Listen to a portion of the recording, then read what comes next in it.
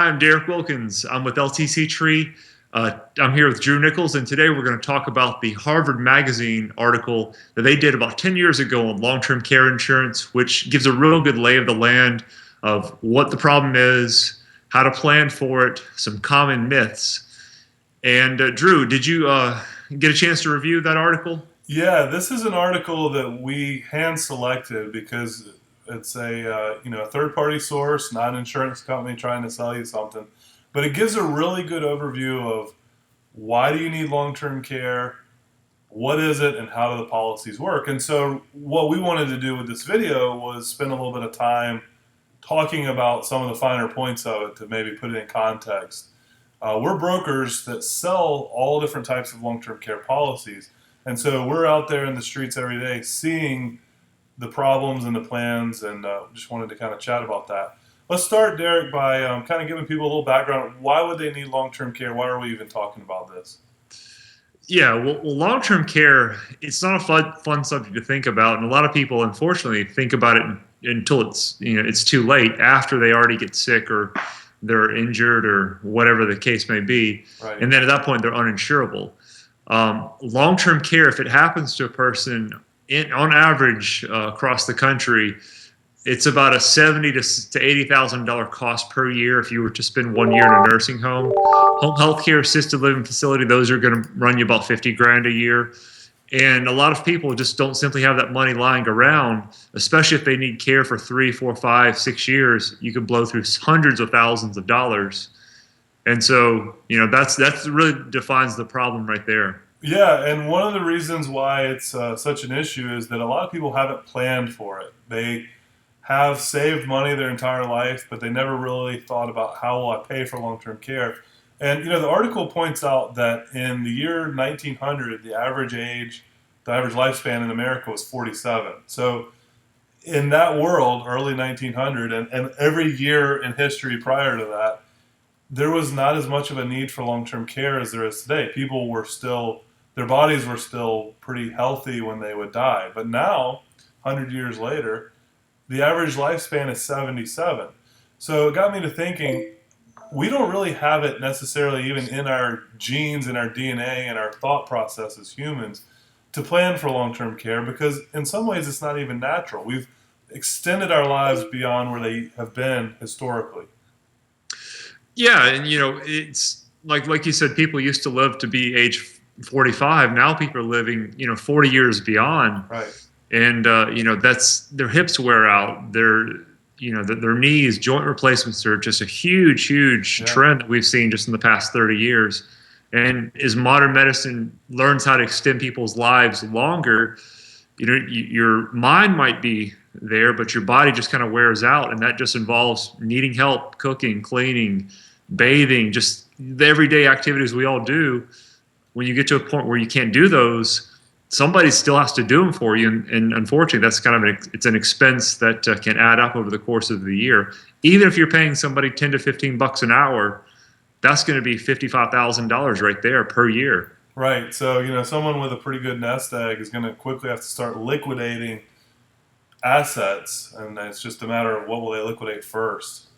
Yeah, exactly. So, just to kind of hit a couple high points of the article, one thing that I hear a lot over the year is that hear a lot of myths about long-term care. That a lot of people, when they think of long-term care, they just first think of nursing homes, and that's myth number one. Is long-term care is much more than nursing homes. In fact, nursing homes tend to be kind of just towards the end of life care. It's the last few months a person when it gets so bad where they can't it's not feasible to stay at home.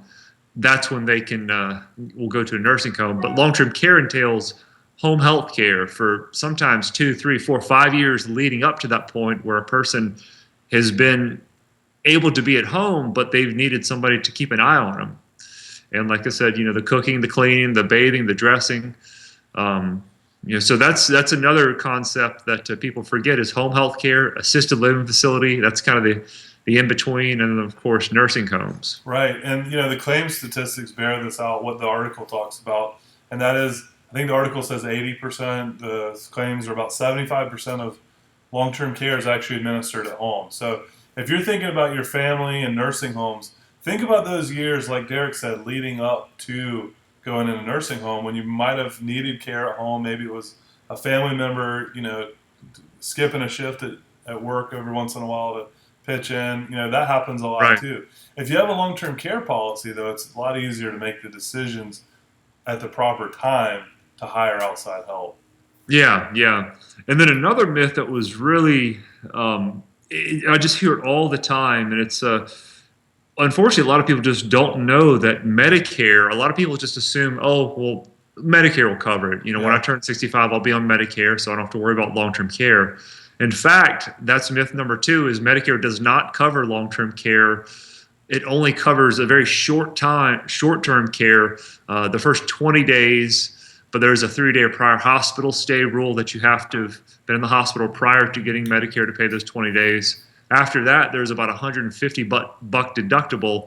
Now, if you have a supplemental policy, which most will, that'll pick up an additional 80 days. But between Medicare and your supplemental insurance, at most you have 100 days of care in a nursing home. Now, right, Medicare is not going to pay for home health care or those are nice assisted living facilities. You'd have to incur those costs, and after that, it's going to pay nothing. right. And so you're going to be back to self-pay, or if you have a long-term care policy, it's going to kick in. Yeah, yeah, and so that's what we're big advocates of. If you have something to protect, long-term care insurance is designed to protect your assets. So as opposed to, you having to, earmark a certain investment and which prevents you from enjoying your retirement because you're always worried, hey, I have to keep that chunk of money there because what if I need long-term care? I need to have that money. Long-term care allows you to basically create a separate pool of money to use in case you do need care. And often you could pay the premiums by using a portion of interest on that investment to pay the long-term care premiums. Right. And, there are 95% of our clients look at a traditional long-term care policy. It's going to be pure insurance. So, on the other hand, you may buy this and never use it. And that brings me kind of to the conclusion of this. And the Harvard article goes on to talk about kind of the four core pillars of long-term care plan design, like what goes into building a policy. Now, for every single person who looks at this, it's going to be a little different formula, based on your financial situation. So there's a little bit of, kind of self-reflection that goes in. But I think the article does a really good job of laying out, again, how the policies actually are built out and what are the moving parts of them. Yeah, yeah, and it's the last myth that a lot of people have some form of disability insurance. Oh, yeah. A lot of people confuse the two, disability and long-term disability and short-term disability with long-term care. Right. Totally And different animal. it's a completely different animal. And disability insurance, most all policies, they cut off at age 65 after you retire. You Which don't is, even have them, but they're designed to replace income. If you get injured at work, you still need to pay your mortgage, the electricity bill, the insurance premiums, right. the food. That's what disability insurance is designed to pay for. But long-term care is designed to pay the actual care of physically hiring somebody to come into your house to do all those sorts of day-to-day tasks that we all need to do during the course of a day. Yeah, and despite the fact that the article does talk about, there's a very large number of people that are younger who use these policies, let's face it, the risk is enhanced after age 65 more so than prior. So a disability policy, odds are, is going to be gone for many years by the time long-term care need comes in for the average, baby boomer looking at this. Yeah, yeah, right. Yeah. What is So the average claim age? For those out there that are thinking about this, when's the average age when someone's going to use this?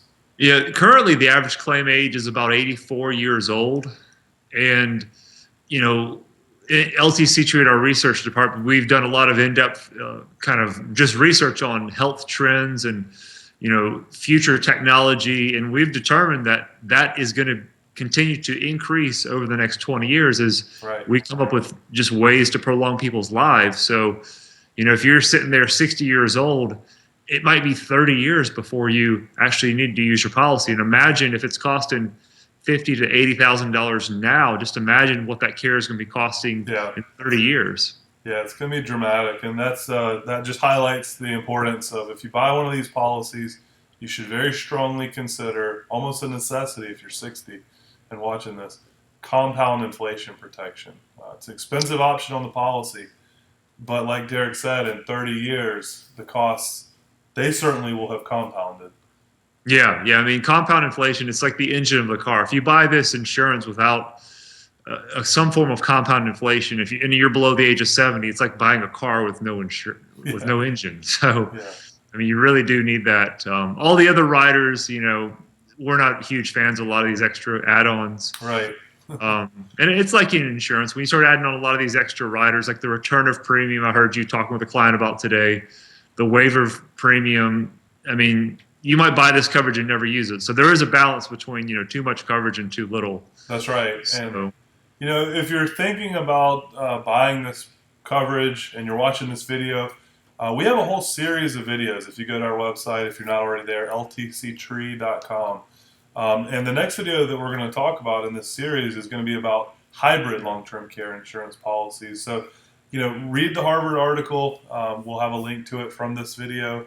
But keep up with our video series, and we're going to help educate you in what you should and shouldn't be considering with this type of coverage. yeah. Well, hey, Drew, it was good seeing you. And everybody out there, thanks for your time. We appreciate it. Yeah, thanks everybody for watching.